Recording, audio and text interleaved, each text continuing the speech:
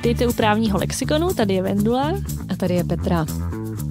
Jaký máš ráda ty detektivky, jak je tam vždycky takový ten dobrý policajt, který veme toho... Zlý policajt.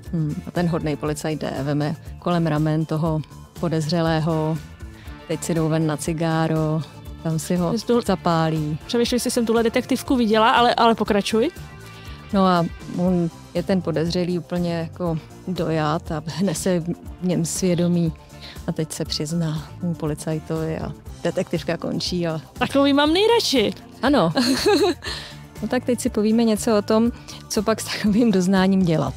Jo, chceš říct, jako, že to není ten happy end jako v tom filmu, kdy to všechno končí a všichni jsou šťastní?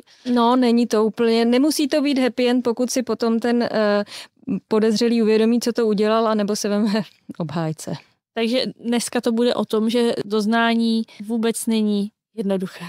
Ne, samozřejmě nejlepší varianta je pro Boha k ničemu se nepřiznávejte, protože tak jako tak to někdo slyšel a navíc, když jste to neudělali. Tak já mám, dobře, tak dejme stranou variantu, že jsme to, i když, tak, tu bych si položila stranou, tam se ještě potom budu chtít vrátit, ale v okamžiku, že jsem to udělala, tak mám takovou tu představu, že když se přece doznám, přiznám, tak dostanu nižší trest. A jako že budu ten spolupracující obviněný, obžalovaný a že prostě budou rádi, že se nevykrucuju, že to všechno budeme mít všichni rychleji za sebou a já si půjdu sednout na 2 roky místo 4 třeba. Jasně.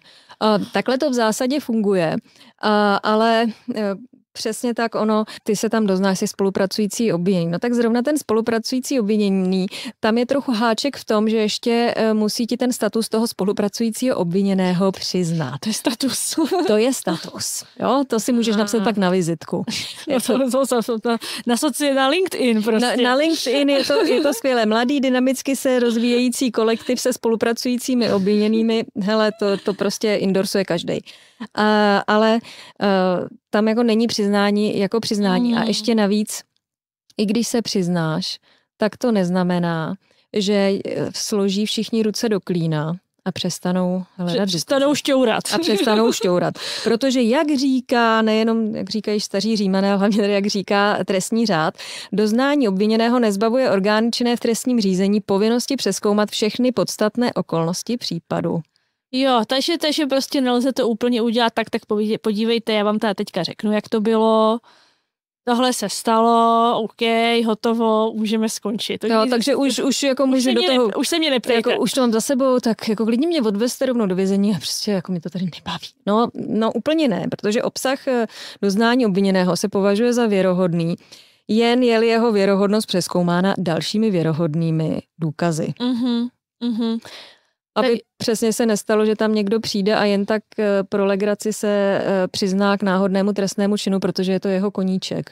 Takže vlastně ono jako tomu systému lidi mají zvláštní koníčky. Že jako mají stále vlastně to. Nepřekvapilo by mě to, ale jde o to opravdu jakoby nejenom tak jako někoho posadit za mříže, protože se k něčemu přiznal, ale skutečně prokázat, že ten trestný čin spáchal ten člověk, který tam stojí jako ten obžalovaný. Cílem trestního řízení totiž není odsoudit obžalovaného, ale najít pachatele a zároveň, aby byl ten proces spravedlivý. Ale žerty stranou a koníčky taky, ono se může stát, že někdo prostě chce vzít ten trestný čin na sebe za toho druhého. A to vlastně nechceš, protože prostě chceš, aby byl potrestán ten pachatel. By nebyla vykonaná ta spravedlnost. Přesně že? Tak. A ono to doznání tím pádem musí být takové, aby bylo opravdu poznat, že to ten člověk spáchal, aby tam byly i další důkazy, které by to podpořily. A i to doznání musí být k tomu, protože většinou se tam vyžaduje úmyslné zavinění, tak tam musí být i k tomu úmyslnému zavinění. Plánoval jsem to, chtěl jsem to udělat. Jsem to. A jako vysvětlím například. Ano, prosím. Kdy tam byla obviněná žena, bylo to v roce 1994, ale od té doby se ta judikatura nezměnila a ta vypověděla, že po noci, kdy se hodně veselila, hodně toho popila, tak našla v kapse ukradenou peněženku a měla snahu jí vrátit tomu vlastníkovi, ale prostě k tomu jako úplně nedošlo. Ona se k tomu... Ona věděla, komu to patří, nebo... To se přiznám, že nevím, ale myslím, že se snažila někoho najít a prostě se zbudila s kocovinou a s peněženkou v kapse. A tam byl přesně jako ten problém, že ona vlastně neměla v úmyslu si to jako nechat. Pokud si to nepamatuje, tak ani mně přijde možná i předčasné jako tak nějak předjímat, že to byla krádež, že jo.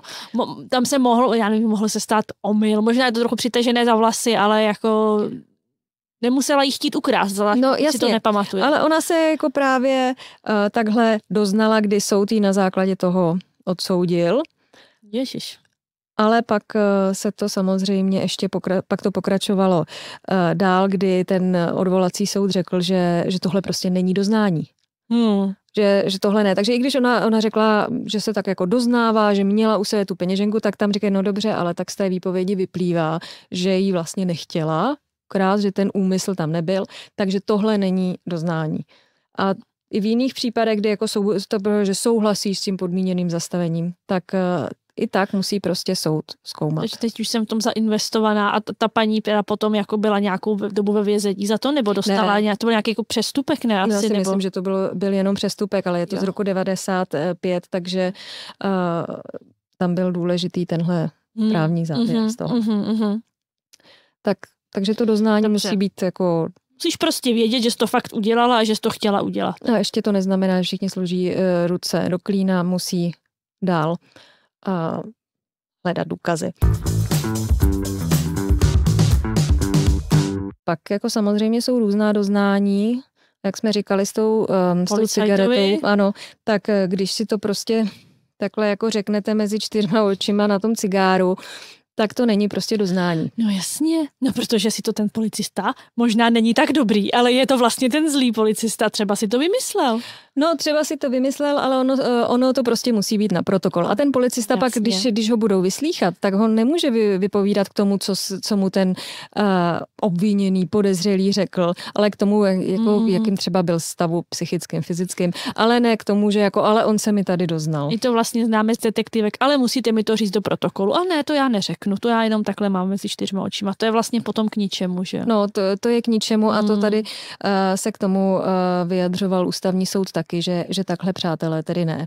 Aby pak tam policista nastoupil, řekl, no ale on se mi přiznal, takže to je prostě doznání. Tak to prostě doznání není. Stejně jako to, co je úplně zjevné, je, že ve chvíli, kdy je tam nějaké fyzické násilí, takže to doznání prostě nelze akceptovat. Že je vynucené nějakým způsobem, nebo může být vynucené. Že je zpravidla vynucené, protože to tady máme příklad, který jako na to, jak je to extrémní věc, vlastně není tak starý, protože je to z roku 2012, kde šlo o podezření z trestného činu loupeže a tam ho nejenom nenechali mluvit volně, což je jako základ, ale kladli mu sugestivní otázky, ještě si tam psali do toho protokolu, co chtěli, ale navíc ještě tam byla taková jako roztomilá věc, že mu říkali, no děsili ho bulovkou. Bulovkou v jakým smyslu? Ptali se ho, zda byliž ve sklepě, že ze sklepa není dovolání a že ze sklepa se dostane rovnou na Bulovku, kde bude střežen policií a zda ví, jaké věci mělo dělat za války gestapo. Wow. No, a to byl nějaký jako recidivista, nebo co to bylo za člověk, nebo to je ten obviněný v tomhle případě, jakoby, že se k němu takhle chovali? No já si myslím, že ten problém byl spíš u těch policistů. No to jo, obviněného, který byli shledáni vinným vydíráním a zneužitím pravomoci veřejného činitele. Navíc on byl vyššího věku, ten podezřelý, takže věděli, že na něj můžou přitlačit a že je jako vysoce pravděpodobné, že to klapne.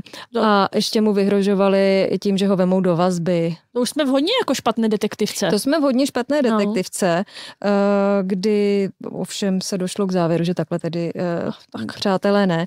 Takže nějaké věci jako waterboarding třeba, tak ty jsou úplně jasně ložené, že to takhle prostě ne. Ale hrozba vazbou je samozřejmě věc, která... To se asi stává, nebo děje. To se děje. Když se nám tady nepřiznáte, tak jdete do vazby. To zpravidla někoho zadržíš, ty máš krátké okénko na to to už jsme to okénko probírali. A oni většinou se čeká s tím výslechem na co nejzazší dobu, pokud možno pozdě večer, brzy ráno, a pak se ten výslech provádí a ten člověk má prostě strach, že je ta možnost, že ho vezmou do vazby. A teď je to čistě hra nervů. A to je vlastně jako opodstatněná asi, nebo... Obava je opodstatněná, ale nemůžeš tím někoho děsit a vyhrožovat mu vazbou, aby promluvil. Protože to pak pro jako tu nelze. vazbu jsou nějaké zákonné důvody, že jo? Ano, kdy jsou jasně dané. Že by dál mohl páchat činnost, nebo utíct, ovlivňovat svědky. Přesně tak. No, ale... No, ale tak jako používá se to, dokážu si představit, může že je to jako stát, forma nátlaku. Ano. Ano.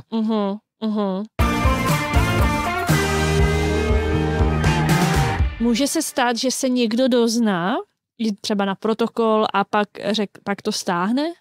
To se může stát. Záleží na tom, v jaké fázi a za jakých okolností, ale samozřejmě, když tě někdo takhle pod nátlakem donutí, tak ty pak změníš tu výpověď a je na tobě teda prokázat, že ti někdo vyhrožoval, jak to probíhalo. Ale ty můžeš měnit tu výpověď. Je to pak samozřejmě horší situace. No. A pak tě konfrontujou s tím jsou předchozí výpovědí a řeší se, jak to tedy bylo, co je věrohodnější a proč si tu výpověď změnila. Což ve chvíli, kdy je tam přesně takovéhle vydírání a vyjde najevo, tak je jasné, že ta výpověď je absolutně nepoužitelná a doznání to není. Ještě mě zajímá, předpokládám, že jsou asi trestné činy, kde prostě ten podezřelý se nepřizná nikdy, kdy prostě doznání neproběhne. Promítá se to potom nějak do toho rozsudku, který ten soud dělá. No, dejme tomu, že ten trestný čin teda se prokáže na základě důkazů, i když se ten obviněný nebo obžalovaný nepřiznal, což je ta častější varianta. To se asi děje celkem běžně. Tak možná se zeptám jinak, jestli potom je to polehčující okolnost, když se přizná. Ano. Je to polehčující okolnost a my máme ještě dokonce jako několik způsobů, jak se jako přiznat správně. Jak se přiznat výhodně. Buď je doznání tím stylem, že směřuješ k nějakému takzvanému odklonu, to znamená, že chceš uzavřít dohodu, podmíněně zastavit, je tam možné nějaké narovnání, tak tam prohlásíš vinu.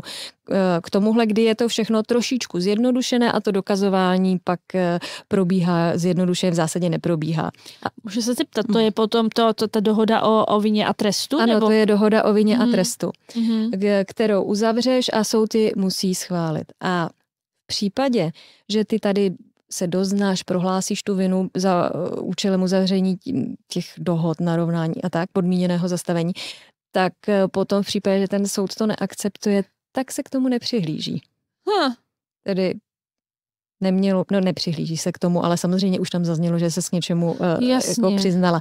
Nicméně u tohohle se asi může vycházet z toho, že se člověk radši přizná, chce to mít za sebou, má nízký trest, i když to třeba nenutně jako celé spáchal, že to mohl spáchat částečně.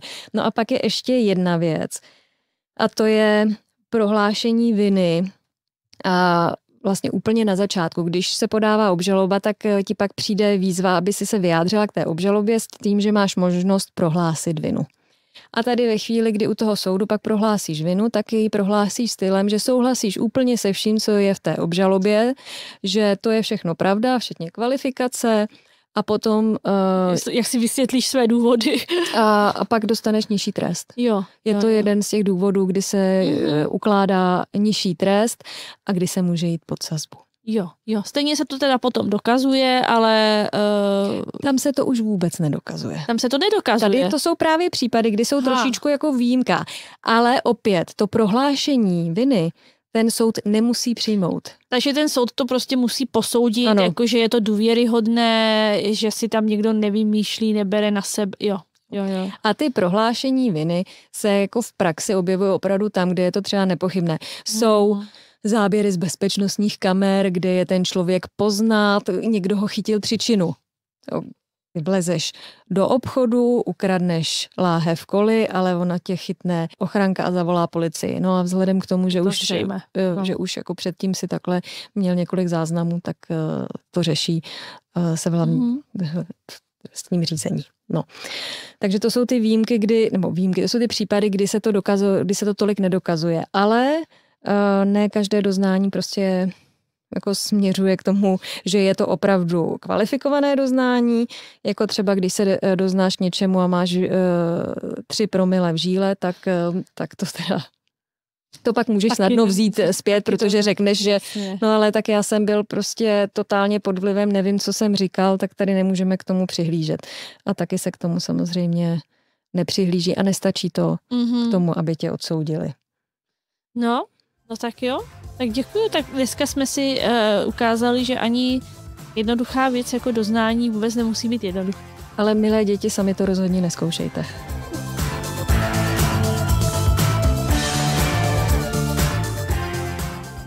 Děkujeme, že nás posloucháte. Doufáme, že vám právní lexikon pomáhá. A pokud se chcete ještě na cokoliv zeptat, tak nás můžete kontaktovat na e-mailu nebo na Instagramu.